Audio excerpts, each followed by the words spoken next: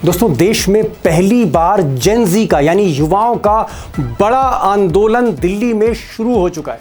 प्रधानमंत्री मोदी के घर से महज 2 किलोमीटर दूर जंतर मंतर में ये बड़ा प्रोटेस्ट अब धीरे धीरे शबाब पर पहुंच रहा है और शायद मोदी के इन 12 बरसों में पहली बार जनता और खासकर युवा 17 साल से लेकर 28-29 साल तक सड़कों पर उतरा है और मोदी के खिलाफ खुलकर नारेबाजी हो रही है। नरेंद्र प्रधान इस्तीफा दो, तानाशाही नहीं चलेगी। अब दोस्तों, दिल्ली में आज तड़के ही जब रेलवे स्टेशन, चाहे वो पहाड़गंज का रेलवे स्टेशन हो या फिर पुरानी दिल्ली का रेलवे स्टेशन हो, जब बच्चों की भीड़ पहुंचने लगी रेलवे स्टेशन पर, बस अड्डों पर, तो सुबह ही सुबह जंतर मंतर जहां प्रोटेस्ट हो रहा है वहां पर दिल्ली पुलिस कमिश्नर के इंस्ट्रक्शंस पर भारी संख्या में paramilitary, rapid action force, tear gas squad, इसके अलावा क्विक रिएक्शन टीम्स और दिल्ली पुलिस की फौज इकट्ठा होने लगी। चारों तरफ से बैरिकेडिंग होने लगी। आप कह सकते हैं कि सुबह ही सुबह जंतर मंतर को छावनी में तब्दील कर दिया गया था, लेकिन यहाँ पर छात्रों का तांता आना लगा रहा, रुकने का नाम नहीं ले रहा।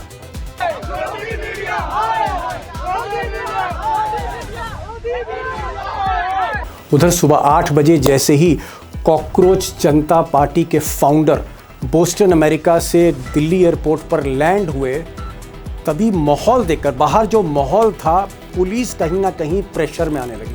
छात्र एयरपोर्ट पर इकट्ठा थे, छात्र पार्लियामेंट स्ट्रीट थाने पर इकट्ठा थे, छात्र जो थे और युवा वो जंतर मंतर पर इकट्ठा थे, बस स्टेशन पर थे, दिल्ली में जगह जगह थे। और शायद तब ऐसा कहा जा रहा है कि दिल्ली पुलिस कमिश्नर ने ऊपर बात करी, ऊपर का मतलब मिस्टर शाह से बात की और ये कहा कि बेहतर होगा कि परमिशन दे दी जाए। अगर हमने इजाज़त नहीं दी तो ये जो भीड़ इकट्ठा हो रही है दिल्ली में जगह जगह, फिर कुछ भी हो सकता है, सिचुएशन आउट ऑफ कंट्रोल जा सकती है। और फिर कुछ ही देर में नई दिल्ली डिस्ट्रिक्ट के जो एडिशनल डीसीपी हैं, उन्होंने बच्चों को यानी युवाओं को, कॉकरोच जनता पार्टी को परमिशन तुरंत दे दी। ऐसा बहुत कम होता है कि घंटे भर में परमिशन मिल जाए, लेकिन ये प्रेशर था, पुलिस पर प्रेशर था, सरकार पर प्रेशर था, जिसके चलते जंतर मंतर में परमिशन मिल गई 10 बजे से लेकर शाम के 5 बजे तक। अब दोस्तों, इस आंदोलन में कई सोशल एक्टिविस्ट भी हैं, चाहे वो सोनम वांगचुक हो, प्रकाश राज की बात चल रही है, उसमें प्रशांत भूषण की बात चल रही है। लेकिन एक चीज़ यहाँ पर मैं क्लियर करना चाहूँगा कि अभिजीत दीपके ने और उनके साथियों ने कहा कि हमारा 1 पॉइंट प्रोग्राम है, हम चाहते हैं कि शिक्षा मंत्री धर्मेंद्र प्रधान का तुरंत इस्तीफ़ा हो, उनका इस्तीफ़ा लिया जाए। अगर उनका इस्तीफ़ा नहीं होता, पेपर लीक मामले में जांच नहीं होती, तो फिर ये आंदोलन रुकने वाला नहीं। और अगर ये आंदोलन युवाओं का आग की तरह दिल्ली से बाहर फैलता गया तो स्थिति दोस्तों बहुत ख़राब होगी। मैं बांग्लादेश और नेपाल के जेन ज़ी आंदोलन की याद नहीं दिला रहा हूँ, ना ही कंपेयर कर रहा हूँ, लेकिन मोदी सरकार के लिए स्थिति बड़ी भीषण होगी। और सरकार अभी से मुझे प्रेशर में लग रही है, जिस तरह से ये आंदोलन कामयाबी की तरफ बढ़ रहा है, सरकार को अंततः इन साहब का इस्तीफ़ा तो लेना ही पड़ेगा। और बात यहीं ख़त्म नहीं होती, पेपर लीक मामलों में भी जांच करनी पड़ेगी। इसके अलावा जो एडमिशन टेस्ट हैं, अलग अलग एग्ज़ामिनेशंस जो होते हैं एडमिशन टेस्ट के लिए, उसका भी बंदोबस्त ठीक करना पड़ेगा। और सबसे बड़ा चैलेंज जो नरेंद्र मोदी के लिए वो है बढ़ती बेरोज़गारी, क्योंकि जो लेटेस्ट डाटा है उसमें देश भर में जो बेरोज़गारी है उसमें 67% जो बेरोज़गार हैं वो ग्रेजुएट्स हैं। अब दोस्तों, इससे पहले मैं बड़ी खबर पर आऊँ, एक छोटी सी रिक्वेस्ट है, स्मॉल रिक्वेस्ट आप लोगों से है कि अगर इस चैनल को सब्सक्राइब नहीं किया तो प्लीज़ सब्सक्राइब करिए, क्योंकि सही खबरें, भीतर की खबरें आप तक पहुंचती हैं और आपकी हिम्मत से ये चैनल चल रहा है। इसको सब्सक्राइब करिए, दोस्तों से कहें सब्सक्राइब करें। कमेंट में ज़रूर लिखिए कि ये स्टोरी आपको अच्छी लगी, नहीं लगी, और आगे मैं स्टोरी किस तरह करता रहूं।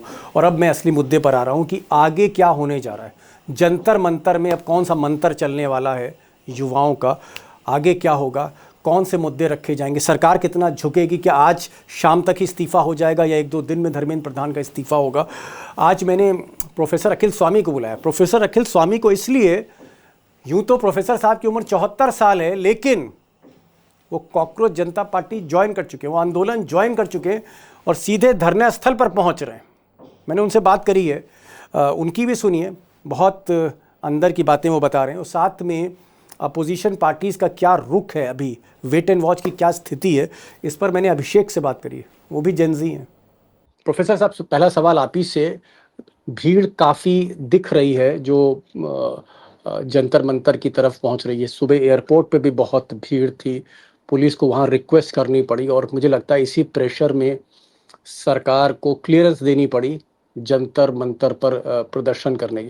लेकिन मेरा सवाल सिर्फ जंतर मंतर तक नहीं, मेरा सवाल ये नहीं कि अभिजीत दीपके पहुंच गए हैं और तमाम और सोशल एक्टिविस्ट पहुंच गए, आप भी वहां पहुंच रहे हैं। मान लीजिए दोपहर होते होते ये भीड़ बढ़ती चली गई, क्योंकि जंतर मंतर मैं तकरीबन 20 साल से कवर कर रहा हूँ, वहाँ 2,500-3 हज़ार से ज़्यादा पब्लिक नहीं आ सकती, चारों तरफ बैरिकेडिंग है, तो फिर आगे क्या होगा अगर भीड़ ज़्यादा हो गई?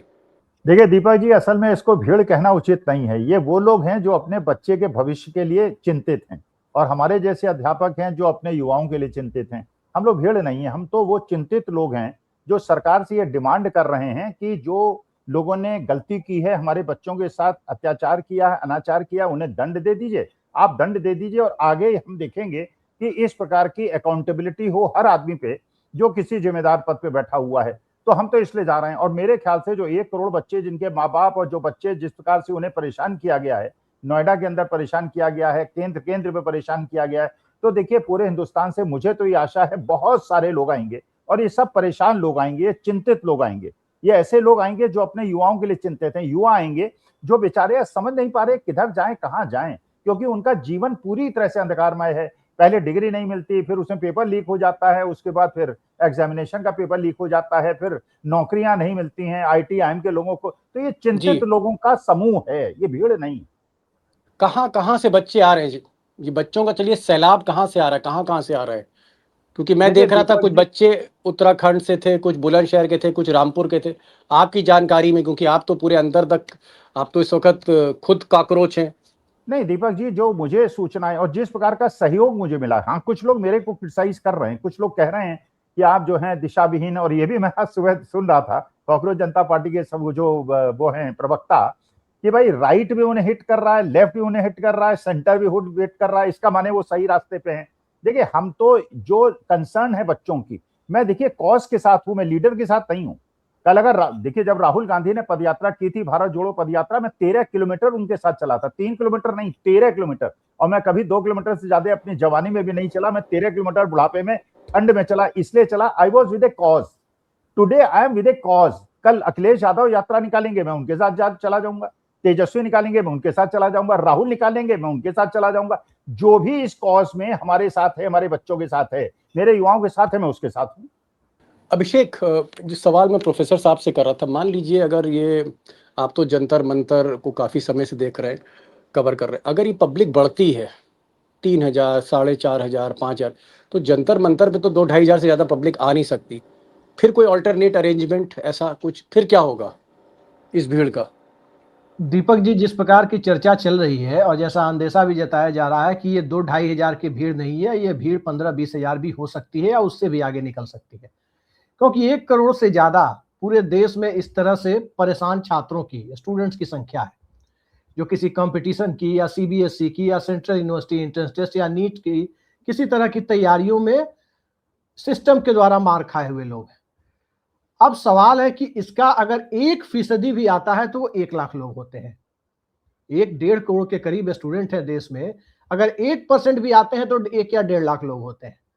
तो ये देखना है कि किस प्रकार की स्थितियां बनती है। लेकिन दिल्ली में प्रशासन की जो तैयारी है वो यही है कि अगर ये भीड़ बढ़ती है तो इसके लिए रामलीला मैदान मुहैया कराया जा सकता है। और मुझे लगता है रामलीला मैदान बहुत ज्यादा दूर नहीं है, मतलब जंतर मंतर से, कि रामलीला मैदान की कैपेसिटी मैक्सिमम 1 लाख लोगों की है और रामलीला मैदान मुहैया कराए जाने का मतलब ही है कि सरकार नौजवानों के मुद्दों को लेकर के कहीं ना कहीं बड़े आंदोलन से डर रही है और साफ साफ एक जगह दे रही है कि भाई आप लोग जो करना चाहते हो करें, क्योंकि सरकार को ये लग रहा है कि अगर यहां रोकने की कोशिश होती है तो ये देश के दूसरे हिस्सों में अगर फैलता है तो कहीं ना कहीं कॉकरोच जनता पार्टी या विपक्ष का जो नैरेटिव है वही सेट होगा और नौजवानों का मुद्दा जैसे ही केंद्र में आता है तो भारत ही नहीं दुनिया में कोई भी सरकार डरना शुरू हो जाती है।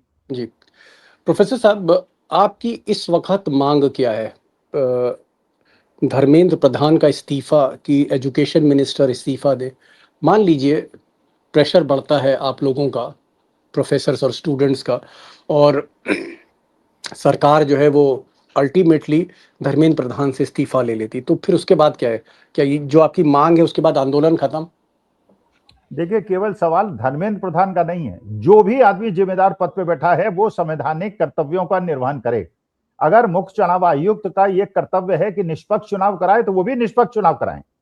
अगर माननीय न्यायालयों का ये कर्तव्य है कि देश की जनता के जनमत का ध्यान रखे और संविधान का ध्यान रखे तो संविधान का ध्यान उनको भी रखना पड़ेगा, सबको रखना पड़ेगा, मुझे भी रखना पड़ेगा, दीपक जी आपको भी रखना पड़ेगा। हम अकाउंटेबल होंगे। जो भी जिम्मेदारी हमें संविधान ने सौंपी है और बाबा साहब भीमराव अंबेडकर और महात्मा गांधी के सिद्धांतों से जो बाएं दाएं जाएगा, जो भी देश के अंदर हिंसात्मक कार्यवाही करेगा या विद्वेष फैलाएगा या धार्मिक जातीय उन्माद करेगा, वो किसी भी पार्टी का हो, उसे दंडित होना है। Everybody who is sitting on a chair has to be accountable and responsible.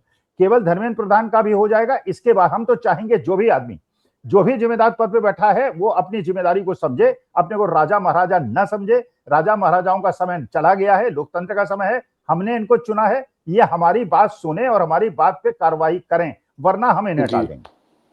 चलिए, खैर मन से आप अपने भाव अभिव्यक्त करिएगा, लेकिन हमारे चैनल से भी बने रहिएगा स्पॉट से। अभिषेक, एक सवाल और आपसे, मैंने कहा आप तो पॉलिटिकल स्टैटिस्टिशियन हैं, पॉलिटिकल डेटा आपके पास रहता है, ये बताइए जो कांग्रेस पार्टी है और कांग्रेस पार्टी में राहुल गांधी जिस तरह से टी शर्ट पहनते हैं तो सीधा एक युवाओं के साथ कनेक्शन है। कांग्रेस पार्टी अभी थोड़ा चुप है, साइलेंट है। भाई ये जो विरोध है ये तो सरकार के खिलाफ है, मोदी के खिलाफ है, अमित शाह के खिलाफ है, धर्मेंद्र प्रधान के खिलाफ है। धर्मेंद्र प्रधान का इस्तीफा मांगा जा रहा है, राहुल गांधी ने सबसे पहले इस्तीफे की मांग की थी। तो कांग्रेस क्या अभी भी वेट एंड वॉच की मुद्रा में है, सोच रही है कि ये आंदोलन कैसे आगे बढ़ता है? क्योंकि मुझे लग रहा है कि इसका जो मेजर बेनिफिशियरी है, अगर ये छात्रों का आंदोलन होता है तो जो सबसे बड़ी अपोजिशन पार्टी, फायदा तो उसी को होगा। दीपक जी, जब अन्ना आंदोलन हुआ था उस वक्त भी भारतीय जनता पार्टी विपक्ष में थी और वो चुप थी, फ्रंट से कहीं से सामने नहीं आ रही थी। और आज के तारीख में अगर कांग्रेस पार्टी खुल करके कॉकरोच जनता पार्टी के समर्थन में आती है तो कहीं ना कहीं आंदोलन और छात्रों का जो आंदोलन है, उनका मुद्दा है, वो कमजोर पड़ सकता है, क्योंकि सरकार के पास ये मौका मिल जाएगा कि विपक्ष नौजवानों को भड़का रहा है और फिर वो जो सरकार का नैरेटिव है हिंदू मुसलमान, कब्रिस्तान शमशान, भारत पाकिस्तान, जो ये पूरा का पूरा एजेंडा है कि घूम फिर करके हिंदू खतरे में है, ये वहीं आ जाएंगे। लिहाजा कांग्रेस पार्टी इसमें अपने आप को घोषित तौर पर तो दूर रख रही है, लेकिन अघोषित तौर पर क्या कर रही है उसके बारे में कोई पुख्ता खबर हमारे पास नहीं है। ओके, चलिए मैं स्वामी साहब से पूछता हूँ। स्वामी साहब, आप तो आंदोलन में शामिल हैं, आप बहुत पहले, मतलब तीसरे दिन ही आप काकरोच बन गए थे, और 74 साल के आप जेनजी हैं, 74 साल के युवा हैं, और राहुल गांधी के भी आप फैन हैं। आप कहते हैं राहुल गांधी में दम है और इधर छात्रों में भी दम है। तो आपको क्या लग रहा है कि देर सवेर कांग्रेस आएगी? अभी वेट एंड वॉच है कि भैया देखो, अभी एकदम सीधे तौर पे मत आओ, लेकिन मंच के पीछे कांग्रेस है। और क्या धीरे धीरे कांग्रेस या बाकी विपक्षी पार्टियां, चाहे आम आदमी पार्टी हो, टीएमसी हो, जितनी भी पार्टियां, समाजवादी पार्टी हो, क्या धीरे धीरे जो अपोजिशन पार्टी है, अपोजिशन क्लास है, वो इसमें शामिल होगी अगर ये मूवमेंट और तेजी से बढ़ता है? देखिए दीपक जी, जो अभिषेक जी ने कहा बिल्कुल सही बात है। डायरेक्टली सामने से तो किसी विपक्षी दल को नहीं आना चाहिए, लेकिन विपक्षी दल के बड़े बड़े नेता इसका ना तो सपोर्ट कर रहे हैं ना विरोध कर रहे हैं। असल में जो कांग्रेस के थोड़े से अलग टाइप के जो प्रबुद्ध लोग हैं, बुद्धिजीवी हैं, वो इसको हिट करना शुरू कर रहे हैं। अरे एक मूवमेंट है ये, सारे प्रवक्ता कह रहे हैं it is only a movement, it is not a political party, it is with A cause. ये कॉज के लिए हो रही है, इस कॉज के लिए जो भी लड़ेगा उसके लिए जनता साथ खड़ी हो जाएगी। इसका विरोध करके वो कांग्रेस पार्टी का, विपक्षी दलों का नुकसान कर रहे हैं। ये नहीं समझ रहे जी। हैं कि अन्ना हजारे से इसकी तुलना कर रहे हैं। भाई अन्ना हजारे का आंदोलन कांग्रेस के खिलाफ था, और वो अन्ना हजारे एक ऐसा व्यक्ति था जो विड्रॉ करके चला गया, आज तक उसका पता नहीं। भाई ये अगर मान लीजिए कोई जमे जमाए एक ऐसे स्तंभ को जो नुकसान पहुंचा रहा है, उसको धराशायी करने के लिए कोई भी प्रयास करे, उसका विरोध करने का क्या मतलब है? आप सपोर्ट मत कीजिए, विरोध क्यों कर रहे हैं आप? ठीक। आरएसएस विरोध कर रहा है, ये बात समझ में आ रही है, बीजेपी विरोध कर रही है, बात समझ में आ रही है। ये जो वही कह रहा है प्रवक्ता कि भाई हमें लेफ्ट राइट सेंटर सब तरफ से हिट हो रहे हैं, इसका माने हम सही रास्ते पे हैं। चलिए बहरहाल देखते हैं आगे आगे क्या होता है। मैं सिर्फ इतना दोस्तों कहूंगा कि अपडेट देता रहूंगा। प्रोफेसर साहब मंच पर पहुंचे, फिर इनसे बात होती, मैं कोशिश करूंगा। प्रोफेसर साहब उस सैलाब में हमको याद रखिएगा, अपने ऑडियंस को याद रखिएगा। कोशिश करूंगा मेरा कोई रिपोर्टर आपसे हमें लाइव करा दे वहाँ से, मौके से। अगर सब कुछ ठीक ठाक रहा, और हम ये भी चाहेंगे कोई लाठी चार्ज ना हो, कोई हिंसा ना हो, सब कुछ ठीक हो जाए। बच्चे फूल लेकर आए हैं, एक नया दौर है। और दोस्तों सबसे बड़ी बात है, एक टर्निंग पॉइंट है, एक टर्निंग पॉइंट है कि फॉर द फर्स्ट टाइम पहली बार जेन जी यानी 17-18 साल के बच्चों से लेकर 29-30 साल के जो युवा हैं, वो पहली बार अपनी पीड़ाओं को लेकर, अपने दर्द को लेकर देश में सड़कों पर उतरे हैं। सरकार में खलबली, इतनी ज़्यादा खलबली कि सरकार कोशिश कर रही थी पहले इसको कन्फ्रंट करें, लेकिन जब पब्लिक देखी रेलवे स्टेशन पर या फिर बस अड्डों पर, तो धीरे धीरे सरकार ने सोचा कि परमिशन दे दी जाए, इस गुस्से को कहीं ना कहीं आउटलेट दिया जाए। इसको दबाएंगे, सप्रेस करेंगे तो और ज़्यादा नुकसान होगा। लेकिन देखते हैं धर्मेंद्र प्रधान का इस्तीफा अब मंजूर होता है, मोदी मांगते हैं कि नहीं मांगते हैं। प्रोफेसर साहब आप हमारे साथ बने रहिएगा। अभिषेक आप भी नज़र रखिएगा, पॉलिटिकल नज़र भी रखिएगा कि अपोजिशन का क्या रुख रहता है। हम लोग दोस्तों इसको आपको अपडेट करते रहेंगे, क्योंकि एक बहुत बड़ा इवेंट है।